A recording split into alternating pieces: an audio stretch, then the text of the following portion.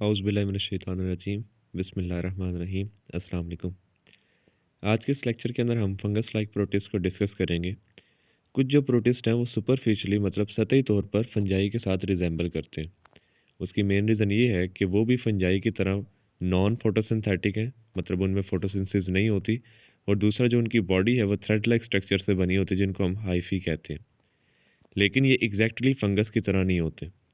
उसमें भी दो रीज़न्स हम लिख सकते हैं, क्योंकि जो फंगस होते हैं उनके अंदर सेलुलोज और जो सेंट्रियूल्स हैं वो एब्सेंट होते हैं, जबकि फंगस लाइक प्रोटिस्ट के अंदर सेंट्रियूल्स और सेलुलोज दोनों जो हैं वो मौजूद होते हैं।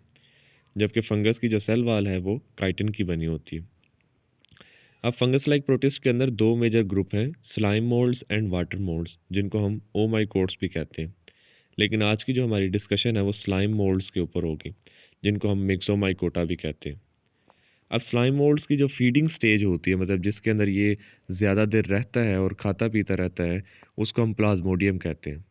अगेन प्लाज्मोडियम यहाँ पर भी वर्ड इस्तेमाल हो रहा है और एपी कम्प्लेक्सन के अंदर भी प्लाज्मोडियम वर्ड इस्तेमाल हो रहा है, तो दोनों डिफरेंट हैं। ठीक है, तो यहाँ पर जो प्लाज्मोडियम है वो एक्चुअल में एक multi nucleated mass of cytoplasm है। मतलब एक साइटोप्लाज्म जैसा स्ट्रक्चर है जो मल्टी न्यूक्लिएटेड है, जिसमें एक से ज़्यादा जो है वो न्यूक्लियस मौजूद है। और ये 30 सेंटीमीटर तक ग्रो कर सकता है, मतलब कि अगर हम इसका डायमीटर देखें तो ये 1 फीट तक जो है वो ग्रो कर सकता है।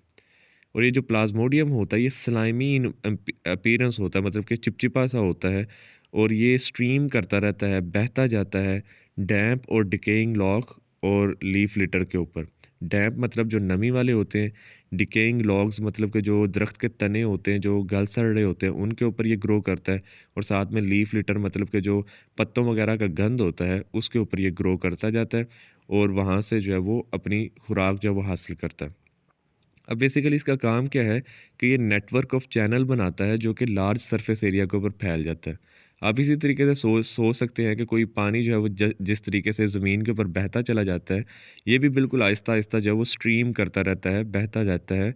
इसी तरीके से मतलब कि डिकेइंग लॉग्स के ऊपर और जो लीफ लिटर है उसके ऊपर।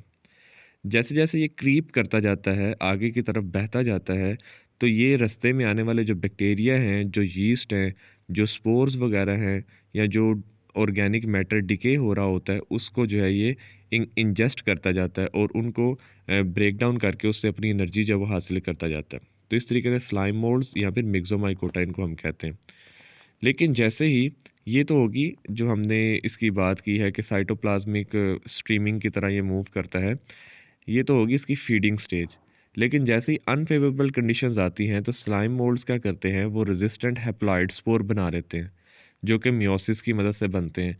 और ये जो रेजिस्टेंट हैप्लॉइड स्पोर्स हैं, ये स्पोरेंजिया के अंदर जो मौजूद होते हैं। आप नीचे देख सकते हैं कि ये ब्लैक कलर के अंदर दूसरी पिक्चर के अंदर ये इसके स्पोरेंजिया जो वो शो किए हुए हैं, और इस स्पोरेंजिया के अंदर हैप्लॉइड स्पोर्स होंगे जो मियोसिस की मदद से तैयार किए गए हैं। ठीक है, उसके बाद जैसे ही कंडीशन फेवरेबल होती है, तो ये जो स्पोर्स हैं ये जर्मिनेट करते हैं, ग्रो करते हैं इनटू अ बाईफ्लैजेलेटेड सेल्स। मतलब कि बाईफ्लैजेलेटेड सेल्स इससे बन सकते हैं, या अमीबॉइड रिप्रोडक्टिव स्वार्म सेल्स भी इनको हम कह सकते हैं। अब बेसिकली यहाँ पर याद रखिएगा कि बाईफ्लैजेलेटेड का क्या मतलब है। बाईफ्लैजेलेटेड मतलब कि ऐसे सेल्स जिनके साथ दो फ्लैजेला लगे हों एक बात। या अमीबॉइड सेल से क्या मुराद है, अमीबॉइड सेल वो होता है, मतलब कि अमीबा से वर्ड निकला है, कि जिसकी कोई प्रॉपर शेप नहीं होगी। स्वार्म सेल्स किसको कहते हैं? स्वार्म सेल्स कहते हैं जब बहुत ही ज़्यादा तादाद के अंदर सेल्स प्रोड्यूस हो जाएं, तो उनको हम स्वार्म सेल्स कहते हैं। मतलब कि बहुत ज़्यादा तादाद के अंदर जब ये बन जाएंगे तो उनको हम स्वार्म सेल्स कहते हैं। और जब इस तरीके से वो हैप्लॉइड सेल्स आपस में यूनाइट करेंगे तो वो डिप्लॉइड ज़ाइगोट जो है वो बन जाएगा। और फिर जो ज़ाइगोट है वो डिवाइड करता करता मल्टी न्यूक्लिएटेड प्लाज्मोडियम के अंदर जो है ना वो चेंज हो जाता है। और उसमें याद रखिएगा कि हर जो न्यूक्लियस होता है वो डिप्लॉइड होता है। अब ये जो प्लाज्मोडियल स्लाइम मोल्ड है, इसमें एक एग्जांपल हमें बताई गई है जिसका नाम है फाइसेरम पोलिसिफेलम। बेसिकली कहते हैं कि मॉडल ऑर्गेनिज्म है। मॉडल ऑर्गेनिज्म उसको कहते हैं जो लैब के अंदर स्टडी के लिए बहुत ज़्यादा इस्तेमाल हो, उसको हम मॉडल ऑर्गेनिज्म कहते हैं। तो ये जो फाइसेरम पोलिसिफेलम है, जो कि एक प्लाज्मोडियल स्लाइम मोल्ड है, इसको लैब के अंदर बहुत ज़्यादा इस्तेमाल किया जाता है मुख्तलिफ बायोलॉजिकल प्रोसेसेस की स्टडी के लिए।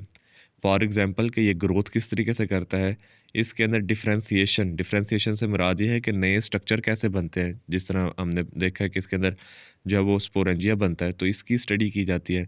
साइटोप्लाज्मिक स्ट्रीमिंग, कि इसका साइटोप्लाज्म किस तरीके से बहता जाता है, उसके बारे में पढ़ा जाता है इसमें। And the function of cytoskeleton, और इसके अंदर मौजूद जो साइटोस्केलेटन है, जो मुख्तलिफ प्रोटीन्स हैं, वो किस तरीके से काम करती हैं, इस हवाले से इसको स्टडी किया जाता है। तो ये जो येलो कलर के अंदर है, ये एक्चुअल में फाइसेरम पॉलीसीफेलम है, जो इस तरीके से किस तरह आगे तरफ जो है ना वो ग्रो करता जा रहा है। और सेकंड पिक्चर के अंदर इसके जो है ना वो रिप्रोडक्टिव स्ट्रक्चर, मतलब कि स्पोरेंजिया की जो है वो पिक्चर यहाँ पर अटैच की गई है। तो इससे रिलेटेड कोई भी क्वेश्चन वगैरह हो तो आप पूछ सकते हैं। तो नेक्स्ट जो हमारा वाटर मोल्ड रह जाएगा, इंशाल्लाह फिर नेक्स्ट हम उसको कवर करेंगे। तो सब लोगों को अल्लाह हाफिज़।